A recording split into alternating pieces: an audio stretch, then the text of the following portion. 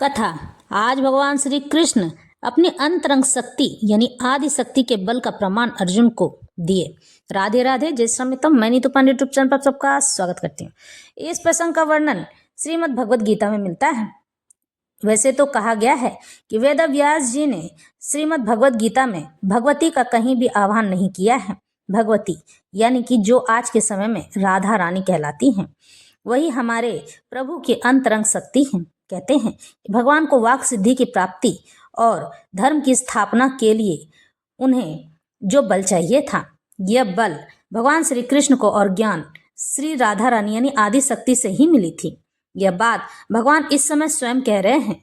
यह बात बताते हुए मुझे बड़ी खुशी हो रही है कि हमारे भगवद गीता में भी भगवती की बात कही गई है, लेकिन भगवती को पूर्ण रूप से नहीं बताया गया है। हमारे शास्त्रों में कहा गया है कि किसी भी मनुष्य को अपने गुरु का बार बार नाम नहीं लेना चाहिए और अपने इष्ट के बारे में किसी को नहीं बताना चाहिए। वह भगवती भगवान की शक्ति हैं, आदि शक्ति ही उनकी इष्ट हैं और अपने इष्ट का नाम नहीं लेना चाहिए, क्योंकि जब आपके इष्ट के बारे में किसी नकारात्मक ऊर्जा को पता चल जाता है, यानी भूत प्रेत पिशाच हाकिनी डाकिनी साकिनी, ये सब आपके इष्ट के ऊपर हावी होके या फिर कोई तंत्र करने वाला व्यक्ति अगर है और आपके इष्ट के बारे में जान जाएगा तो वह आपके ईश्वर को बांध देगा। इसलिए इष्ट के बारे में नहीं बताना चाहिए। इष्ट के बारे में ही नहीं बतानी चाहिए, बल्कि इष्ट के साथ होने वाले अनुभव को भी नहीं बताना चाहिए। ध्यान योग में मनुष्य के साथ बहुत सारी घटनाएं घटती हैं। इसलिए इस भगवत गीता में भगवती का नाम बहुत ही कम लिया गया है, लेकिन बताया जरूर गया है। इसमें कहा गया है, भगवान श्री कृष्ण स्वयं कहते हैं कि मेरी अंतरंग शक्ति भगवती ही है, जिस कारण से मैं सब कार्य कर सकता हूँ और इस विराट रूप के दर्शन भी अर्जुन को मैं उन्हीं की आज्ञा से करा सकता हूँ, क्योंकि उनकी आज्ञा के बिना तो मनुष्य के जीवन का एक पत्ता नहीं हिलता है, मैं भी नहीं हिल सकता हूँ। यह बात भगवान स्वयं कहते हैं। और भगवद गीता में भगवती के बारे में प्रकृति के रूप में बताया गया है। बार बार प्रकृति का आह्वान किया गया है। यह बात रामचरितमानस में भी मिलती है। रामचरितमानस में भगवान श्री रामचंद्र जी के वानर सेना जब सीता माता को ढूंढने के लिए निकलते हैं और जब माता सीता नहीं मिलती हैं तो सारे वानर सेना थक हार जाते हैं और थकने के बाद वो भूख और प्यास से लालायित होते हैं, लेकिन सुग्रीव के पास वापस नहीं जाते हैं, क्योंकि सुग्रीव ने कहा था मैं तुम सबको मार डालूंगा अगर भगवती का पता नहीं चला तो वहीं पर गुफा में बैठी एक प्रकृति थी जो कि वन और वनस्पतियों से घिरी हुई थी। उनके शरीर पर लताएं लटक रही थी और वह तपस्या में लीन थी। वो भगवती आदि शक्ति जगत जननी ही थी। जहाँ जहाँ भगवान होते हैं, जहाँ जहाँ ठाकुर होंगे, वहाँ आदि शक्ति का होना निश्चित है, क्योंकि आदि शक्ति उनकी आह्लादनी शक्ति है। आह्लादनी शक्ति का मतलब उनकी आत्मा शरीर के साथ ही हर पल रहती है, जो कि भगवान अपने शरीर से स्त्री तत्व को अलग कर देते हैं ताकि वह इस पर्यावरण की रक्षा कर सके और भगवान लीला खुलकर कर सके। और इस पर्यावरण की बागडोर भगवती के हाथ में होती है। तो यह कथा आरंभ करते हैं। अगर जानकारी अच्छी लगती हो तो मेरे इस वीडियो पे कमेंट अवश्य कीजिएगा, लाइक और सब्सक्राइब भी कीजिएगा, मेरा प्रोत्साहन बढ़ता रहेगा। तो ईश्वर की दी हुई ज्ञान को मैं आपके साथ जरूर शेयर करूंगी। मया प्रसन्नेन तवार्जुनेदं रूपम परम दर्शित मात्म योगात तजोमयम विश्व मनंत माधम यन्मे त्वदन्येन न दृष्ट पूर्वम। भगवान ने कहा, हे अर्जुन, मैंने प्रसन्न होकर अपनी अंतरंग शक्ति के बल पर तुम्हें इस संसार में अपने इस परम विश्व रूप का दर्शन कराया है। अंतरंग शक्ति यानी भगवती, इसके पूर्व अन्य किसी ने इस असीम तथा तेजो में आदि रूप को कभी नहीं देखा था। अर्जुन भगवान के विश्व रूप को देखना चाहता था, इसलिए भगवान कृष्ण ने अपने भक्त अर्जुन पर अनुकंपा करते हुए उसे अपने तेजो में तथा ऐश्वर्य में विश्व रूप का दर्शन कराया। यह रूप सूर्य की भांति चमक रहा था और इसके मुख निरंतर परिवर्तित हो रहे थे। कृष्ण ने यह रूप अर्जुन की इच्छा को शांत करने के लिए ही दिखलाया था।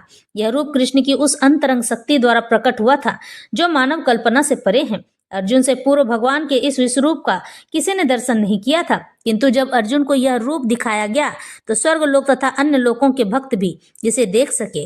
उन्होंने इस रूप को पहले नहीं देखा था, केवल अर्जुन के कारण ही वे इसे देख पा रहे थे। दूसरे शब्दों में कृष्ण की कृपा से भगवान के सारे शिष्य भक्त उस विश्व रूप का दर्शन कर सके जिसे अर्जुन देख रहा था। किसी ने टीका की है जब कृष्ण संधि का प्रस्ताव लेकर दुर्योधन के पास गए थे तो उसे भी इसी रूप का दर्शन कराया गया था, यानी कि शांति का प्रस्ताव जब लेके गए थे। दुर्भाग्यवश दुर्योधन ने शांति प्रस्ताव स्वीकार नहीं किया, किंतु कृष्ण ने उस समय अपने कुछ रूप दिखाए थे, किंतु वे रूप अर्जुन को दिखाए गए इस रूप से सर्वथा भिन्न थे। यह स्पष्ट किया गया है कि इस रूप को पहले किसी ने भी नहीं देखा था।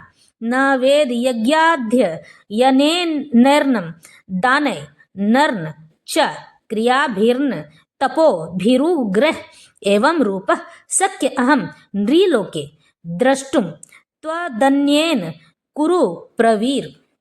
हे कुरुश्रेष्ठ, तुमसे पूर्व मेरे इस विश्वरूप को किसी ने नहीं देखा, क्योंकि मैं न तो वेदाध्ययन के द्वारा पा सकता हूँ, न यज्ञ द्वारा, न दान द्वारा, पुण्य या कठिन तपस्या के द्वारा इस रूप में इस संसार में देखा जा सकता है।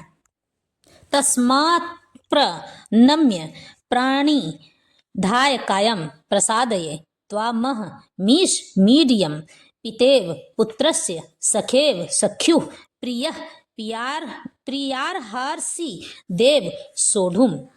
आप प्रत्येक जीव द्वारा पूजनीय भगवान हैं, अतः मैं गिर का सादर प्रणाम करता हूँ और आपकी कृपा की याचना करता हूँ। जिस प्रकार पिता अपने पुत्र की ढिठाई सहन करता है, यानी कि उसका दुसाहस, या मित्र अपने मित्र की धृष्टता सह लेता है, यानी बदतमीजी, या प्रिय अपनी प्रिया का अपराध सहन कर लेता है, उसी प्रकार आप कृपा करके मेरी त्रुटियों को सहन कर लें। कृष्ण के भक्त उनके साथ विविध प्रकार के संबंध रखते हैं। कोई कृष्ण को पुत्रवत पूजता है, कोई पति रूप में, कोई मित्र रूप में, या कोई स्वामी के रूप में मान सकता है। कृष्ण और अर्जुन का संबंध मित्रता का है। जिस प्रकार पिता, पति या स्वामी सब अपराध सहन कर लेते हैं, उसी प्रकार कृष्ण सहन करते हैं। पहले कभी न देखे गए आपके इस विराट रूप का दर्शन करके मैं पुलकित हो रहा हूँ।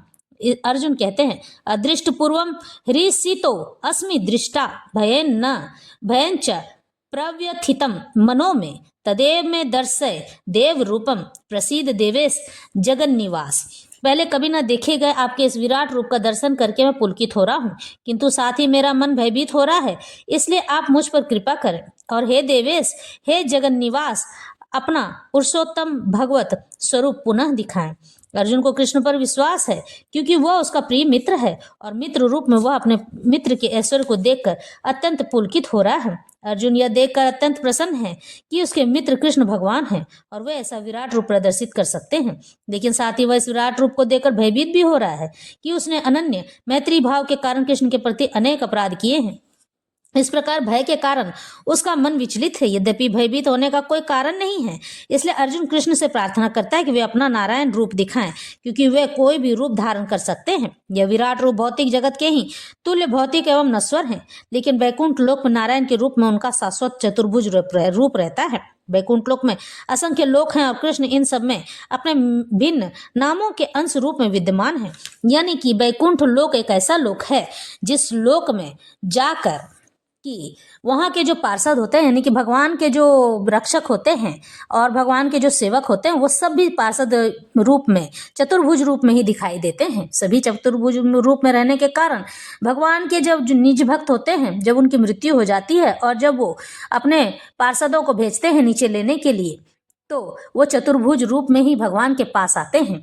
तुम मेरे इस भयानक रूप को देखकर अत्यंत विचलित एवं मोहित हो गए हो। अब इसे समाप्त करता हूँ। मेरे भक्त, तुम समस्त चिंताओं से पुनः मुक्त हो जाओ।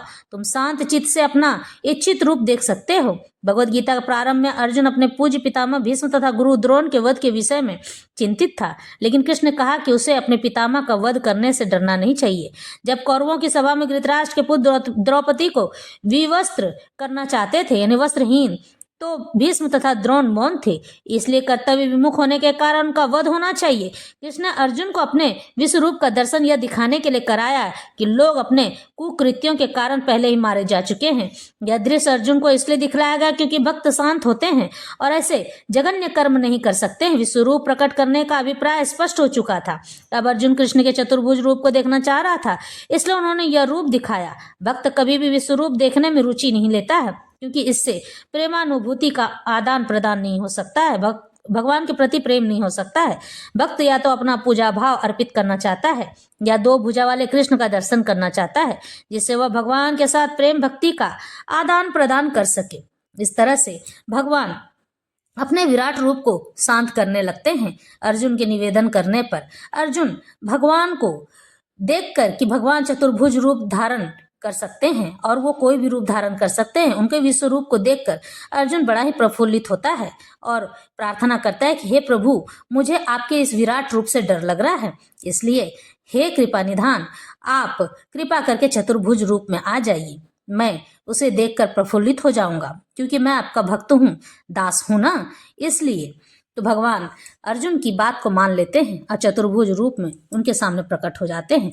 आज का प्रसंग और ये कथा यहीं संपन्न होती है। आशा है आपको अच्छी लगी होगी।